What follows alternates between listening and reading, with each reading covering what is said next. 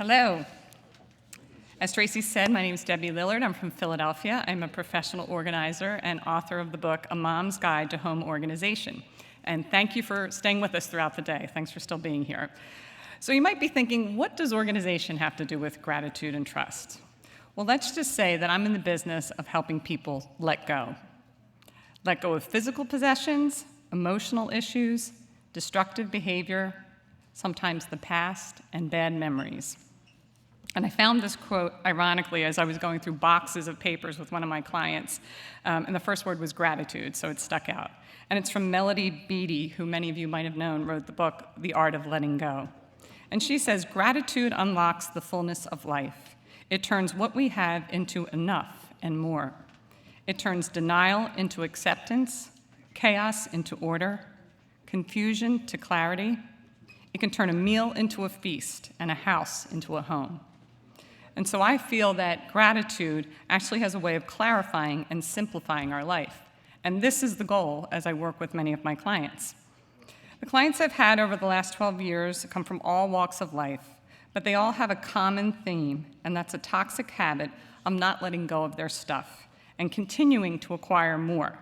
They're filling a void in their life that they think is going to make them happy, when in actuality, the accumulation of these possessions just brings them more chaos, stress, and it costs them time, money, and energy. And sometimes it costs them relationships with loved ones. I've seen marriages on the brink because of disorder, children being pitted against their mother because she's labeled a hoarder, and court-ordered cleanouts of homes. And you'd be surprised what people hang on to. Some have file cabinets full of divorce papers when the divorce has already been settled. Medical supplies from an accident that are no longer necessary. Funeral cards, ashes of multiple dead pets decorating their bookshelves. These are all sad, but not fond memories. And I'm a big advocate of saving the good memories, but why would you save something that's only going to emit negative feelings? And this accumulation of stuff not only affects the look of my clients' homes, but it also affects the functionality of their lives. And the process we go through in decluttering and setting their homes in order is much like recovery. And I believe it does start with gratitude for all that you have. And I say this to my children and my clients over and over again. If you have a roof above your head, clean running water, food on your table, and clothes on your back, you're more fortunate than most of the world's population. There's always going to be somebody with more than you. But if you take notice of the world around you, you're going to find many more people with less than you have. And so give to them, and you will feel more content with your own life. And then comes the trust. You have to trust in a higher being, that he or it will provide all that you need when you need it. And of course, my clients have to trust me a little bit too, that I'm not going to steer them wrong or drag things out of their hands unwillingly, and that I will take any of their donations and give those to charities and recycle centers, and I put it out into the world in a responsible way. So we donate and we give to many different charities. And I just believe that this is good karma. I'm not going to pull in a dumpster in every house that I go to. And this is actually the one thing that I love about my job. I say every day I get to play Robin Hood. I take from the rich and I give to the poor. And I want to tell you the story of one of my clients I was working with who was actually clinically diagnosed as a level 4 hoarder. And so it was really hard for her to let go of things. She really had a reaction if I kind of urged her to let go of something. One day I got a call from my friend who works for City Team Ministries in Philadelphia. And City Team is a great charity that takes homeless men off the street, gets them clean and sober, sets them up with a job many times, and will set them up in an apartment. So there was this one man in particular who had just gotten custody of his daughter, and they needed to put him up in a 2-bedroom apartment. So City Team was able to get the apartment quickly, but they had nothing to put in it. So my friend called me and said, I know what you do for a living. Can you call your organizer friends and your clients and just see what you can gather for this man so we can furnish his apartment? Well, I happened to be going to that hoarder's house that day, and I told her the story, and she didn't miss a beat. She went right down to her basement and started clearing boxes, and here, he can have these comforters, he can have these sheets, I've got extra dishes, I've got extra utensils, and I thought, wow, we just found her motivation. And she had such a big heart and a giving heart that overcame her own fear of letting go. So sometimes you just need to find the motivation.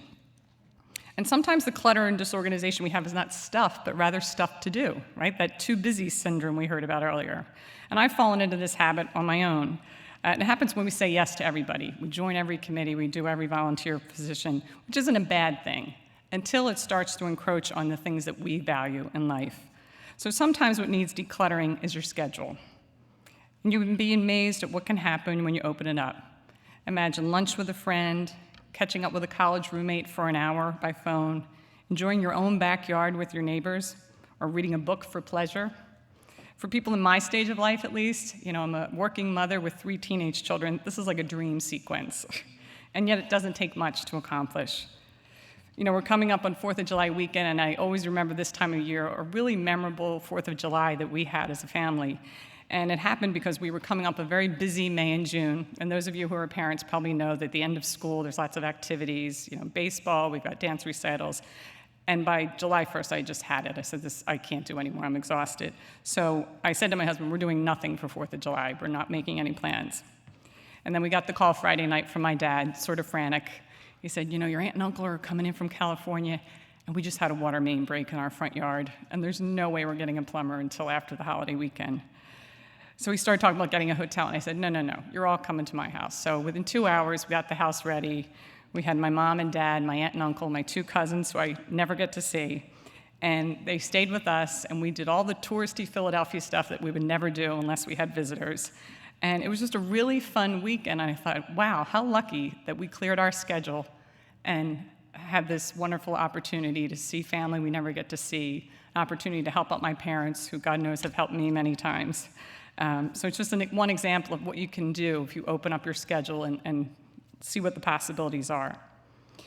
And so I urge you, if you suffer from clutter in your life or in your schedule, I want you to take a minute and just imagine your life and your surroundings more open. And I want you to finish this sentence. If I were more organized, I could. If I were more organized, I could. For some, it might be have friends over to my house, take up a hobby, save money, be more productive, spend time with my family, exercise, or just relax. And whatever it is for you, you might want to write it down so you can remember it like a mantra. And I challenge you also to just focus on one aspect of your life. Don't try to change it all at once. One aspect that needs to be cleared out, and seek help. No one expects you to do this by yourself. Try asking a friend or a family member who might be good at this, or if you have to, hire a professional organizer. And then just do it. If that improves your life and makes you feel better, tackle the next area. Just one little bit at a time. This is how we do it. After clearing one room, my clients often say they feel lighter. They go into that room, they just go, oh, Debbie, I can breathe in here. This feels great. Where are we going next? I've even had people, write me a check and say, this is better than therapy. And so I truly believe that if you open up your space and your schedule and let go of the negative feelings and bad memories and all the things you're holding on to out of guilt or fear, that you can make room for the good stuff in life. Thank you.